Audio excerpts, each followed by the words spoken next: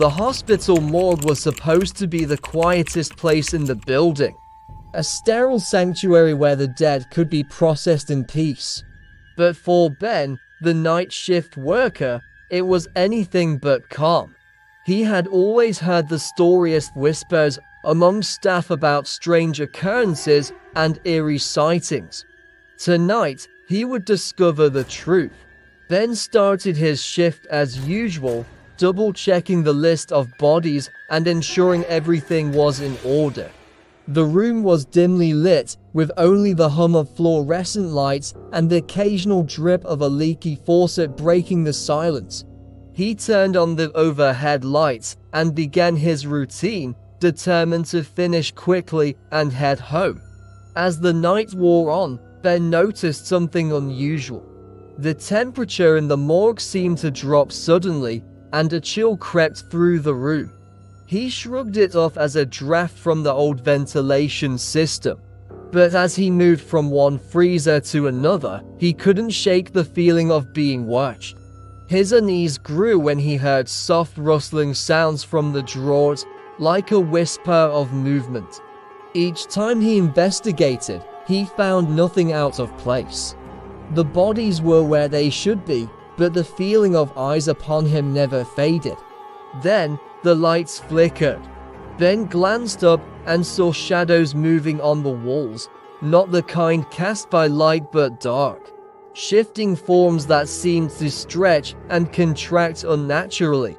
He rubbed his eyes, thinking he was seeing things. When he looked again, the shadows were gone, but the air felt heavier. Determined to find an explanation, Ben approached one of the cold storage units and opened it. Inside was an unclaimed body, still and silent. He began to close the drawer when he heard a faint, sorrowful moan. He froze, his breath catching in his throat. The moan grew louder, a ghostly sound that seemed to come from everywhere and nowhere at once. Ben's heart raced as he scanned the room. The temperature plummeted, and he saw his breath misting in the cold air. The lights flickered again, casting long, ominous shadows on the walls. In the eerie light, Ben noticed something horrifying. The shadows on the wall began to take on shape and form vague, human-like figures with hollow eyes and outstretched hands. They seemed to reach out towards him, their mouths opening in silent screams. Ben's hands shook as he backed away from the shadows, but they followed him, their movements jerky and unnatural. He stumbled over a cart and fell, landing hard on the cold floor. The shadows converged on him, their chilling presence making his skin crawl. Desperate, Ben grabbed the phone and dialed for help. The line crackled, but no one answered. His calls for help were met only by the oppressive silence of the morgue and the growing presence of the shadows. Suddenly, the lights went out completely, plunging the room into darkness. Ben's flashlight flickered, revealing glimpses of the shadowy figures that seemed to close in on him. His fear mounted as the cold seemed to envelop him, seeping into his bones. In the pitch-black room, a loud clattering sound echoed. Ben's flashlight caught sight of the bodies in the drawers, their lids starting to move slightly, as if something inside was struggling to get out. The moaning grew louder, blending with the sounds of rustling metal. Just when Ben thought he could bear no more, the lights flickered back on.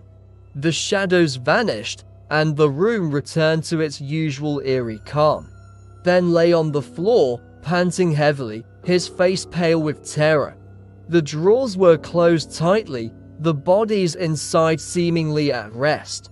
He scrambled to his feet, his heart racing, and decided he couldn't stay another moment. As he fled the morgue, he glanced back one last time. The door closed behind him with a final, ominous click.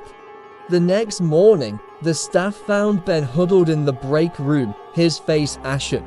He told them everything, but they merely nodded, as if they'd heard similar stories before.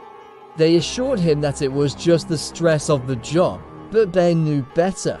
He was never assigned to the morgue again, and he tried to forget what he had experienced. But the memories of the shadows and the chilling moans never left him.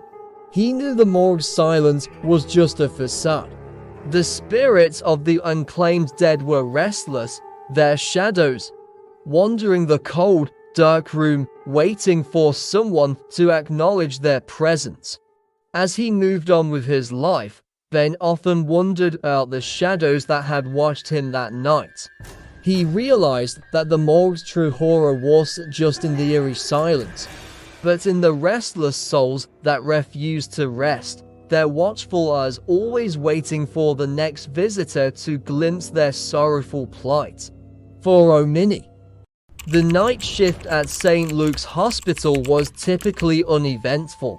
A stretch of time marked by the steady hum of medical equipment and the soft shuffle of nurses' shoes.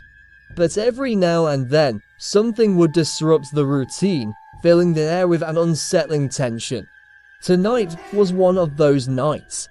"Be careful on the 3rd floor," warned Susan, the veteran nurse, as she handed the keys to Laura, the newest member of the night shift team. "That's where Nurse Rachel roams." Laura laughed nervously. She had heard the stories but dismissed them as mere hospital folklore. "Sure thing, Susan. I'll keep an eye out for any ghosts." Susan's face remained serious. "Just remember, if you see her, don't engage. Just walk away." With a nod, Laura started her rounds, her footsteps echoing softly in the deserted hallways. The 3rd floor was eerily quiet, the kind of silence that made every creak and groan of the old building seem amplified. As she checked the patients, she couldn't shake the feeling of being watched. Midway through her rounds, the lights flickered. Laura's heart skipped a beat. She quickened her pace, trying to finish quickly so she could return to the safety of the nurse's station. Suddenly, she felt a chill in the air, an icy breath that made her skin prickle. She turned a corner and froze. There, at the end of the hallway, stood a figure in an old-fashioned nurse's uniform. Her face was pale, her eyes hollow and void of life. Laura's breath caught in her throat. It was Nurse Rachel. Laura's mind raced. She remembered Susan's warning and forced herself to look away, to keep moving. But curiosity got the better of her. She glanced back, and the figure was closer, her gaze locked onto Laura with an intensity that sent waves of fear crashing over her. The ghostly nurse raised a hand, pointing directly at Laura. The temperature dropped further, and Laura felt an overwhelming sense of dread. She turned and ran, her footsteps echoing loudly in the empty corridor. She reached the elevator and frantically pressed the button. The doors opened just in time, and she rushed inside, her heart pounding. Back at the nurse's station, Laura tried to catch her breath. Her hands trembled as she recounted her experience to Susan and the others. They listened with solemn faces, nodding knowingly. "Nurse Rachel was one of us, many years ago," Susan explained. "She was dedicated, worked tirelessly.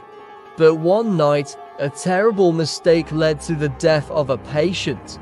Rachel couldn't live with the guilt and ended her own life on the 3rd floor. Since then, she appears to mark those who are doomed to make a fatal error."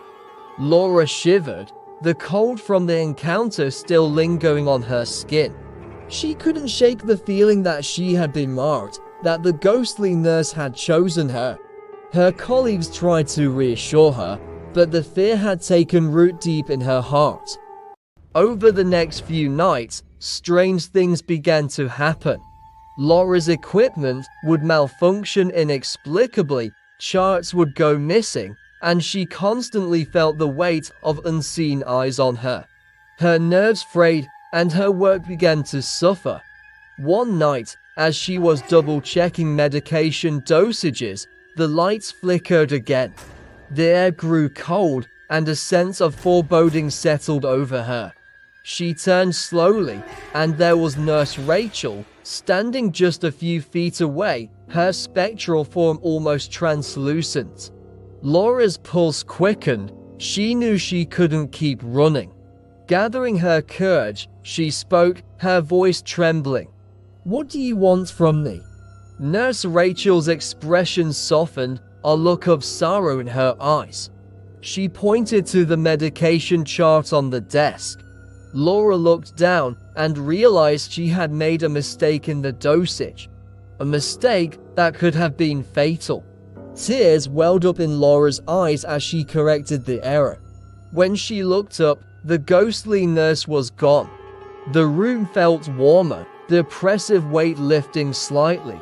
She realized then that Nurse Rachel wasn't trying to harm her. She was trying to warn her, to prevent the same mistakes that had cast her own life. From that night on, Laura worked with a renewed sense of vigilance. She double-checked everything, determined not to let the ghostly nurse's warnings go unheeded. The encounters with Nurse Rachel became less frequent, and the sense of fear gradually faded. But Laura never forgot the cold, haunting presence of Nurse Rachel. She knew that the ghostly figure would always be a part of the hospital, a silent guardian watching over the night shift workers, ensuring that no one else would share her tragic fate. And every now and then, when the lights flickered and the air grew cold, Laura would whisper a silent thank you to the ghostly nurse who had saved her from making a fatal mistake. The legend of Nurse Rachel lived on, a chilling reminder of the cost of vigilance and the silent watchers who still cared for the living. "Nothing to worry about on the night shift," they said. "It's just an old building with creaks and groans," they reassured him.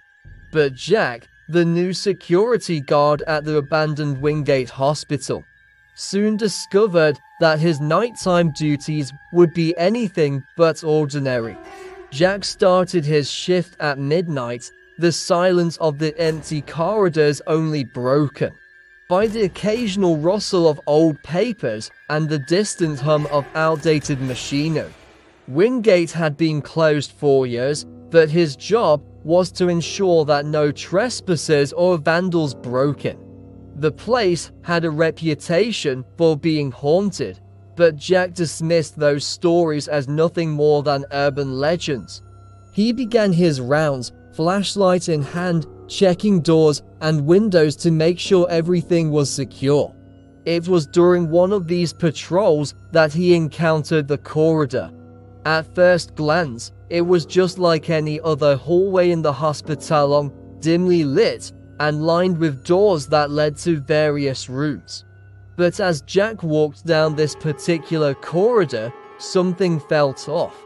The air grew colder, and the hair on the back of his neck stood up. Determined to do his job, Jack continued walking.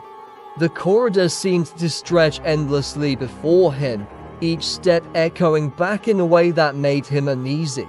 He glanced over his shoulder, half expecting to see someone following him, but there was no one there.